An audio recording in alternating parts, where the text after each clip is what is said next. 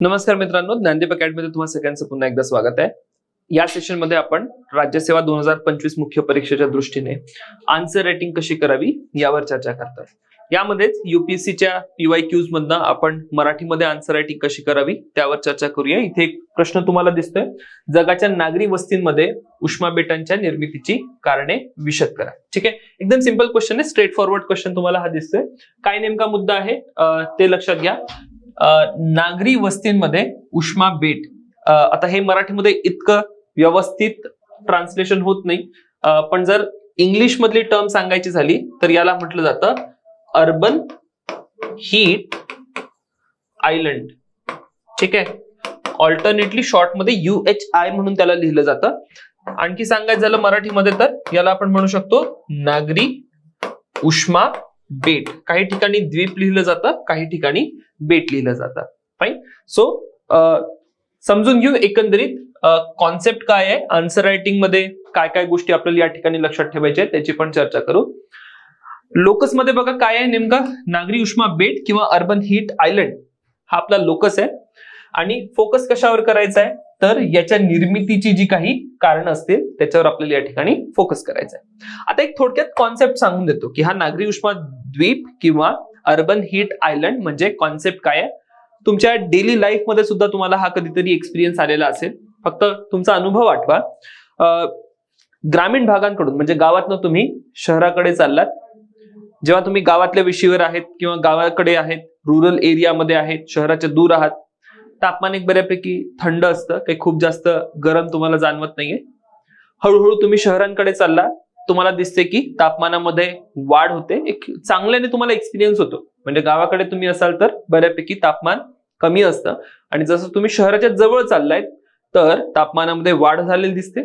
शहराच्या केंद्रभागी वगैरे गेलात तर तुम्हाला सर्वोच्च तापमान त्या ठिकाणी दिसेल, एक चांगलं टेम्परेचर जाणवतं, जे की एकदम कॉन्ट्रास्ट आहे. कारण की गावाकडे तुम्हाला माहिती आहे की टेम्परेचर कमी होते आणि शहरात आल्यानंतर तुम्हाला बऱ्यापैकी गरम झाल्याचं जाणवतं. आणि मग पुन्हा तुम्ही शहराच्या बाहेर जेव्हा निघता तर तुम्हाला हे जाणवतं की पुन्हा तापमान आता कमी होत आहे. राईट, हा आपल्या डेली लाईफ मधला एक्सपिरियन्स आहे. तर काय झालं, एक खूप मोठ्या भौगोलिक प्रदेशामध्ये एक जो नागरी प्रदेश आहे किंवा शहरी प्रदेश आहे, त्या शहरी प्रदेशामध्ये आपल्याला खूप जास्त तापमान असल्याचं दिसतं. म्हणजे मी गावाकडनं निघालो, थंड होतं, शहरी भागांपर्यंत पोहोचलो, तापमान वाढलं, आणि पुन्हा गावाकडे निघालो शहर ओलांडून तर तापमान कमी झालं. तर जो शहराचा मध्यभाग आहे किंवा शहराचा भाग आहे त्या ठिकाणी तापमान खूप जास्त आहे आणि बाकीच्या सर्व सभोवतालच्या भागांमध्ये तापमान कमी. आणि ही जी काही घटना आहे यालाच आपण नागरी उष्माद्वीप किंवा अर्बन हीट आयलंड असं संबोधतो. राईट. सो यावरच प्रश्न विचारलेला आहे की अशा प्रकारची जी घटना होते त्याची नेमकी कारण काय. तर लोकस फोकस मधलं गोष्टी मी क्लिअर केलेल्या आहेत, कॉन्सेप्ट सुद्धा या ठिकाणी थोडक्यात क्लिअर केला. आता इंट्रोडक्शन वर येऊया. इंट्रोडक्शन मध्ये आपण काय नेमकं लिहू शकतो ते या ठिकाणी समजून घ्या. सो इंट्रोड्यूस करायचं असेल तर अगेन जिओग्राफीच्या केसमध्ये मी तुम्हाला सांगतो डिफिनेशन बेस्ड असू शकतं किंवा फॅक्ट बेस्ड असू शकतं. सो या ठिकाणी मी एक फॅक्ट बेस्ड इंट्रोडक्शन देण्याचा प्रयत्न करतो. त्याच्यानंतर हे सुद्धा सांगतो की मी अर्बन हीट आयलंडला डिफाईन करण्यासाठी इथे स्पेस का सोडत नाही, कारण की मी हे का अप्रोच वापरत नाही की मी एक अप्रोच हा पण असू शकतो ना की मी अर्बन हीट आयलंड किंवा नागरी उष्माद्वीप काय त्यांना डिफाईन करू. राईट. आणि दुसरा अप्रोच काय असू शकतो की मी काहीतरी फॅक्ट बेस्ड इंट्रोडक्शन या ठिकाणी लिहू. तो माझा एक डिसिजन या ठिकाणी हेच होतंय की प्रश्नात काय विचारलंय, जगाच्या नागरी वस्तींमधील उष्मा बेटांच्या निर्मितीची कारणे विशद करा. तर एक रफ फ्लो सांगतोय मी, काय फ्लो चूज करतोय. मी काय करील, मी इंट्रोडक्शन देईन. ठीक आहे, इंट्रोडक्शन मध्ये मी काय मेन्शन करेन, एखादा फॅक्ट मेन्शन करेन. ठीक आहे, त्यानंतर मी बॉडी पार्ट मध्ये येईल. आपल्याला बॉडी पार्ट मध्ये विचारलं काय, आपल्याला एक्झॅक्टली कारणे विचारलेली आहेत. राईट. जर मी प्रश्नाला थोडस आणखी डिटेलमध्ये डायसेक्ट केलं तर मला अर्बन हीट आयलंड काय आहेत असं विचारलेलं आहे का, नाही. अर्बन हीट आयलंड काय आहे असं डायरेक्टली विचारलेलं नाही. आपल्याला स्पष्टपणे विचारलेलं आहे की अर्बन हीट आयलंड किंवा नागरी उष्माद्वीप जी म्हणतात यांची नेमकी कारणे काय आहेत ते सांगा. सो बॉडी पार्ट मध्ये जरीही हा भाग विचारलेला नाही तरीही मी काय करेन, मी थोडक्यात हे सांगेल की बघा एक्झॅक्टली हे अर्बन हीट आयलंड काय आहेत. ठीक आहे, नाही विचारलंय पण तरी सुद्धा मी लिहिणार. पण मी का लिहिणार, त्याचं कारण हेच आहे की एकदा तुम्ही अर्बन हीट आयलंड काय आहेत हे थोडक्यात सांगितलं तर तुमच्या प्रश्नाचा जो कॉन्टेक्स्ट आहे, कॉन्टेक्स्ट या ठिकाणी खूप चांगल्याने सेट होतो. सो माझ्या बॉडीचे 2 पार्ट आहेत. पार्ट 1 मध्ये मी काय करणार, अर्बन हीट आयलंड काय आहेत ते सांगणार, ठीक आहे. आणि मग पार्ट 2 मध्ये यांच्या निर्मितीची कारणे सांगणार. फाईन. सो आता जेव्हा मी अर्बन हीट आयलंड काय आहेत हे बॉडी पार्ट मध्ये एक्सप्लेन करणार आहात, तर या ठिकाणी मला इंट्रोडक्शन मध्ये डिफिनेशन, अर्बन हीट आयलंडची डिफिनेशन लिहिणे एवढं काही रास्त वाटत नाही, कारण की रिपिटेशन होईल. ठीक आहे, माझं कंटेंट रिपीट होते. जर मी इथे डिफाईन केले पुन्हा खाली अर्बन हीट आयलंड काय हे लिहिलं तर मला काय दिसते, रिपिटेशन ऑफ कंटेंट. आणि म्हणून या ठिकाणी मी काय करतोय, थोडं अवॉइड करतोय. मी काय म्हणेन की ठीक आहे, इंट्रोडक्शन मध्ये मे बी मी एखादा फॅक्ट या ठिकाणी मेन्शन करेल. फाईन. सो काय फॅक्ट मेन्शन करतोय, सिम्पली मी या ठिकाणी फॅक्ट मेन्शन करेल की बघा, जागतिक तापमान वाढ आपल्याला होताना दिसते आणि जागतिक तापमान वाढीसोबतच जगातील बहुतांश भागांमध्ये अर्बन हीट आयलंड ची निर्मिती होताना आपल्याला वारंवार दिसते. त्याचे अनेक परिणाम आहे. हा एक इंट्रोडक्शनचा अप्रोच असू शकतो माझा. ठीक आहे. आता यावर अनेक रिपोर्ट्स आहेत, पण आता मी एकदम at the initial, at the beginning मी तुम्हाला हे म्हणत नाही की एकदम रिपोर्टमध्ये वगैरे एंटर करा, कारण की आपल्या प्रिपरेशनची एकदम स्टार्टिंग आहे. आणि त्या तेवढ्या स्टार्टिंगच्या फेजला आपल्याला इतकं सगळं कंटेंट आपल्याजवळ जमा झालेलं नसतो, फॅक्ट्स माहिती नसतात किंवा रिपोर्ट बद्दल काही खूप जास्त क्लॅरिटी नसते, काय लिहावं काय न लिहावं याबद्दल सुद्धा इतकी कमांड नसते. आणि म्हणून मग थोडंसं आपण सिम्पलिस्टिक अप्रोच या ठिकाणी एन्श्योर करतोय. मे बी थोडंसं ऍडव्हान्स स्टेजला गेल्यानंतर मग आणखी कॉम्प्लिकेटेड गोष्टी ज्या काही असतील, रिपोर्ट्स असतील, काही इंडेक्सेस असतील, त्या सगळ्यांचं युटिलायझेशन कसं करावं यावर सुद्धा चर्चा करू. But at this moment expected काय, आपल्याला एक बेसिक आन्सर रायटिंग तरी करता यावी, राईट. आणि म्हणून मग मी काय म्हणतो, एक तर फॅक्ट लिहा, एक खूप जेनेरिक फॅक्ट लिहा, तापमान वाढ होते आणि तापमान वाढ होते तर आपल्याला अर्बन हीट आयलंड सारखी घटना सर्वत्र पाहायला मिळते. देन दुसरा एक अजून अप्रोच होऊ शकतो की बघा, शहरी आणि ग्रामीण भागातील तापमानामध्ये आपल्याला साधारणतः 10 ते 15 डिग्री सेल्सिअस पर्यंतचा फरक जाणवतो. आणि अशाच घटनांमधनं मग अर्बन हीट आयलंड सारख्या संकल्पनांचा विकास होतो किंवा अर्बन हीट आयलंड सारख्या इन्सिडेन्सेस, इव्हेंट्स आपल्याला निर्माण होताना दिसतात. ठीक आहे. तर एक फॅक्ट, एक simple generic fact based introduction तुमचं होऊ शकतं. ठीक आहे, असं एक काहीतरी करा. जर जेनेरिक नाही माहिती आणि स्पेसिफिक तुम्ही थोडंसं प्रिपेअर करून ठेवलंय तर गो फॉर स्पेसिफिक. तर आता ठीक आहे, मी अज्युम करतो की प्रिपरेशन एक ठीकठाक झालेलं असेल, सगळे सिलेबसचे टॉपिक टच केलेले असेल, तर I will go for this introduction, ज्याच्यामध्ये मी सांगतोय की बघा, शहरी आणि ग्रामीण भागांमधील तापमानामध्ये 10 ते 15 डिग्री सेल्सिअसचा फरक आपल्याला जाणवतो. नेक्स्ट बॉडीवर येऊया. आता बॉडी पार्ट मध्ये अगेन मी पहिलेच एक्सप्लेन केलं की मी सांगेल की हे नागरी उष्माबेट काय आहे ते मी थोडक्यात स्पष्ट करेल. आता नागरी उष्माबेटांमध्ये मी काय सांगेल की बघा, सभोवतालच्या प्रदेशापेक्षा जो नागरी भाग आहे किंवा केंद्राचा भाग आहे त्या भागामध्ये आपल्याला तापमान जास्त दिसतं. ऑलरेडी आपण आकडा सांगितलेला आहे. आणि हा जो काही प्रदेश आहे हा एक छोटासा शहरी प्रदेश आहे, ज्या शहरी प्रदेशामध्ये आपल्याला तापमान जास्त दिसतंय. सभोवतालच्या भागांमध्ये गेलो किंवा जसं जसं शहरापासून बाहेर निघालो तर तापमान आपल्याला कमी कमी होताना दिसेल. आणि याच घटनेला आपण अर्बन हीट आयलंड असं म्हणतोय. आणि हे स्पष्ट करत असताना मग मी एक आकृती सुद्धा सांगेल की बघा, अर्बन हीट आयलंड या आकृतीमधून आणखी आपल्याला स्पष्ट होताना दिसतं. आता एक अर्बन हीट आयलंड दाखवायची खूप सुंदर सोपी आकृती आहे. एका ऍक्सिसवर, म्हणजे हा जो ऍक्सिस आहे वाय ऍक्सिस, इथे तापमान लिहा. ठीक आहे. आणि हा ग्रामीण भाग आहे, इथे नगर आहे आणि पुन्हा आपण ग्रामीण भागाकडे आलो. फाईन. सो जर मी ग्रामीण भागाकडून नगराकडे गेलो, शहरी भागाकडे गेलो, तर तापमानामध्ये वाढ झाल्याची दिसते. म्हणजे हा नगराचा जो काही भाग असेल, इथे थोड्याशा बिल्डिंग्स दाखवा. ठीक आहे.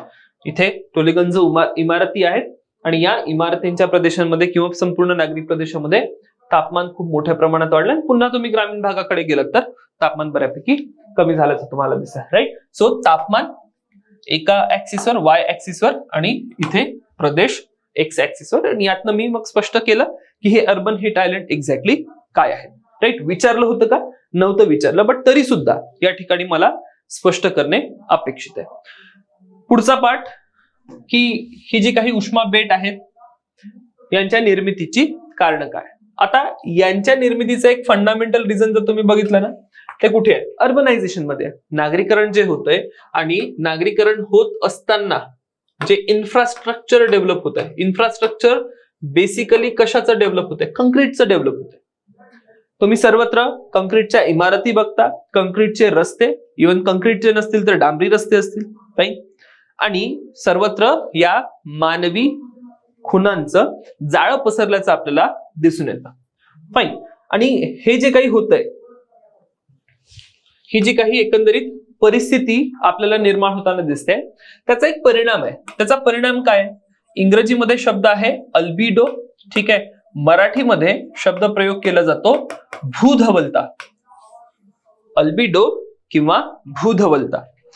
आणि ही जी काही भूधवलता आहे, भूधवलता म्हणजे काय? कुठलाही एखादा पृष्ठभाग असेल, या पृष्ठभागाची सूर्यकिरणांना परावृत्त करण्याची जी काही क्षमता असेल त्याला आपण म्हणतो भूधवलता. रिफ्लेक्ट बॅक जितकेही सनराइज होत आहेत त्याला आपण भूधवलता किंवा अल्बिडो म्हणतो.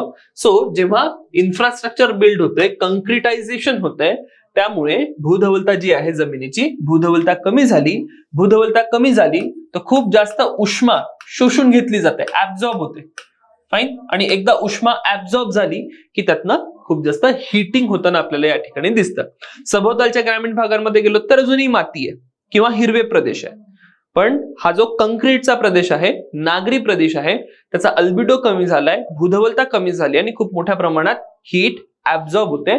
सो हा शहरी विकास किंवा पायाभूत सुविधांचा विकास जो होतोय, कंक्रिटायझेशन जे होतंय, तो एक अत्यंत महत्वाचा घटक आहे ज्यामुळे आपल्याला नागरी उष्माद्वीपांची निर्मिती होताना दिसते.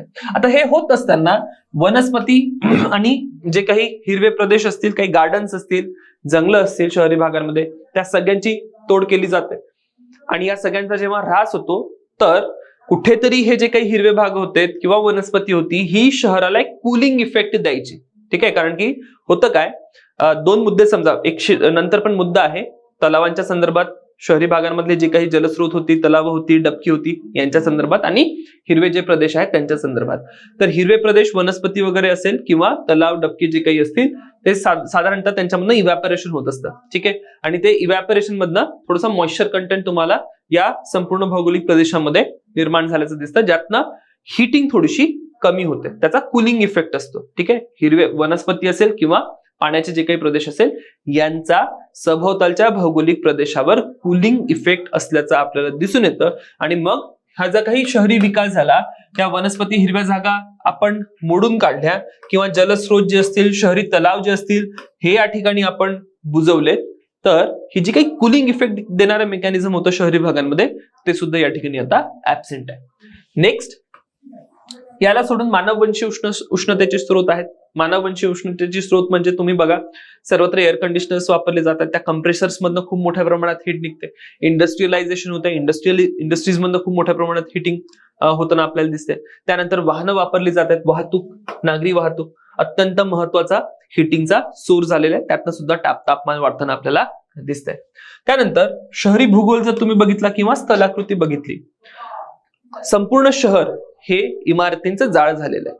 आणि जेव्हा संपूर्ण शहर हे इमारतींचं जाळ झालेलं आहे, त्यामध्ये आपल्याला हवेचा जो काही खेळता मार्ग होता किंवा हवा जी खेळती राहायची, विंड अनइंटरप्टेडली जी फ्लो व्हायची, ती आता होताना दिसत नाही. आणि जेव्हा हवा खेळती नाहीये, एअर सर्क्युलेशन आपल्याला या ठिकाणी होताना दिसत नाही.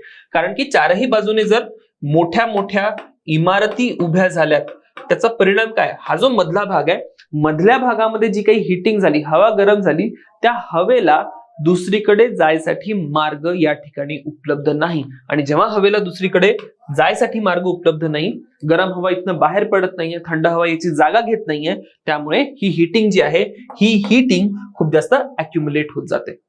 क्लिअर? त्यानंतर याच संपूर्ण घटलेला आपण मायक्रो क्लायमेट म्हणतो, अर्बन मायक्रो क्लायमेट. तर ही सगळीच्या सगळी जी नागरी जाळं आहे, नागरी जाळ्याचा परिणाम काय या ठिकाणी मायक्रो क्लायमेट किंवा सूक्ष्म हवामान, नागरी सूक्ष्म हवामान किंवा अर्बन मायक्रो क्लायमेट असा शब्द वापरला जातो, त्याच्या निर्मितीसाठी या ठिकाणी ही कारणीभूत असते.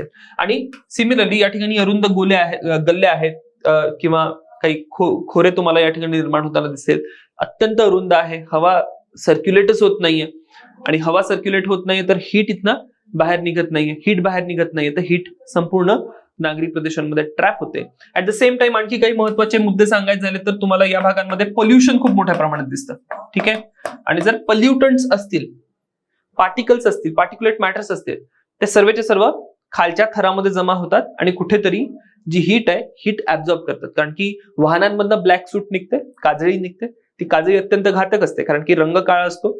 अल्बिडो जो आहे काजळी कारण आणखी कमी होतो कारण की तो जो ब्लॅक सरफेस आहे, ब्लॅक सरफेस खूप जास्त हीट ऍब्झॉर्ब करतो आणि त्यामुळे नागरी भागांमध्ये आणखी जास्त हिटिंग होताना तुम्हाला दिसेल. तर अशी अनेक कारणं आहे नागरी भागांमधील जी आपल्याला अर्बन हीट आयलंड किंवा नागरी उष्माद्वीप, नागरी उष्मा बेट या घटनेसाठी कारणीभूत असताना दिसतात. तर एकंदरीत प्रश्नामध्ये जे काही विचारलेलं होतं ते आपण या ठिकाणी ऍड्रेस केलेलं आहे. आकृती काय काढायची आहे ती तुम्हाला सांगितलेली आहे. निष्कर्ष किंवा कन्क्लुजन मध्ये नेमकं काय लिहायचं आहे ते या ठिकाणी समजून घ्या. आता अर्बन हीट आयलंड च कन्क्लुजन करताना दोन प्रकारे मी हे कन्क्लुजन करू शकतो. एक, अर्बन हीट आयलंडचा प्रभाव सांगा. ठीक आहे, की अर्बन हीट आयलंडमुळे नागरी पूर, शहरी सूक्ष्म हवामान अशा प्रकारची परिस्थिती निर्माण होते आणि याचा आरोग्यावर परिणाम असेल ऑब्व्हियसली. तर परिणाम तुम्ही सांगू शकता, प्रभाव सांगू शकता, किंवा या ठिकाणी वे फॉरवर्ड.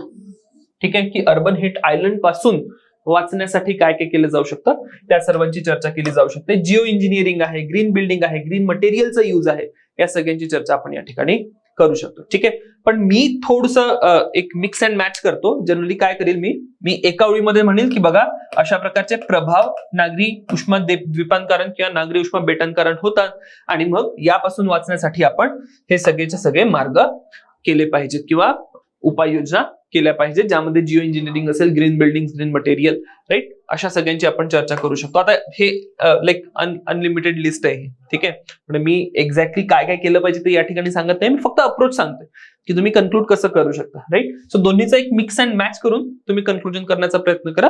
ते एक थोडंसं चांगलं कन्क्लुजन असेल. फाईन, सो भेटूया आता नेक्स्ट सेशन मध्ये. Till then have good time.